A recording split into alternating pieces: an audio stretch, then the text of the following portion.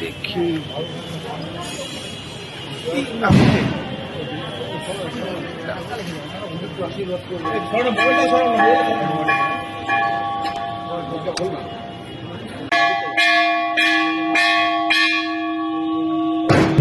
গাড়িগুলো একটু ছেড়ে দিন।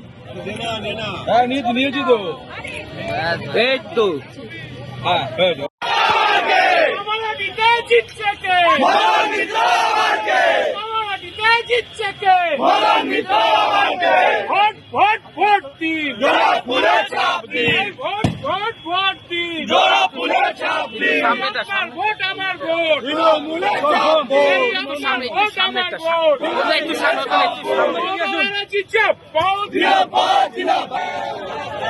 বাসগুলো ছেড়ে দাও।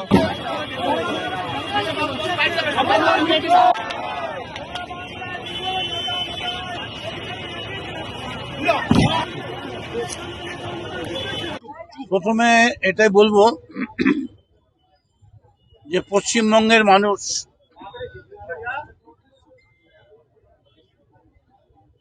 মমতা বন্দ্যোপাধ্যায়ের নেতৃত্বে আবার একবার তৃণমূল কংগ্রেসের সরকার নিয়ে আসার প্রচেষ্টায় জয়ী হলো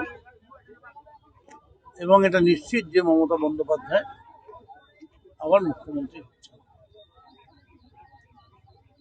আমাকে প্রার্থী করার জন্য আমি মমতা বন্দ্যোপাধ্যায় এবং অভিষেক বন্দ্যোপাধ্যায় সহ দলের সমস্ত নেতৃত্বকে ধন্যবাদ,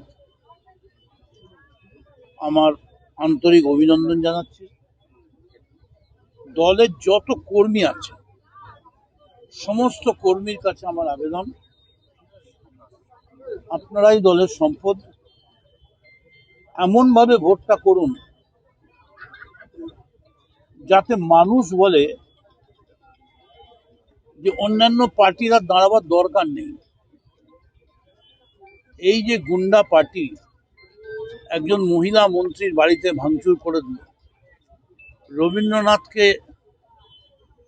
কখনো তারা সান্যাল বলে ফেলছেন, মিছিল বেরিয়ে যাচ্ছে, নেতার সামনে পেছনের ল্যাজ দিয়ে বিদ্যাসাগরের মূর্তি ভেঙে দিচ্ছেন।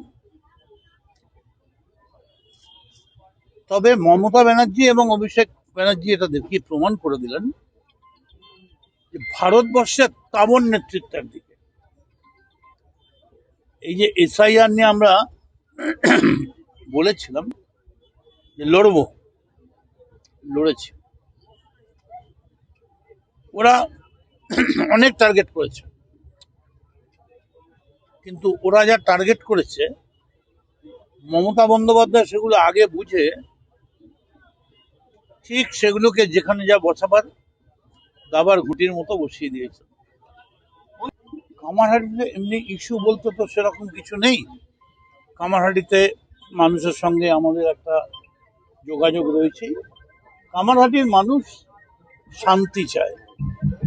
2011-র মদন মিত্র আর 2026-এর মদন মিত্র মাঝখানে 15টা বছর বয়স বেড়ে গেছে। এখনকার মদন মিত্র মানে এই যে মদন,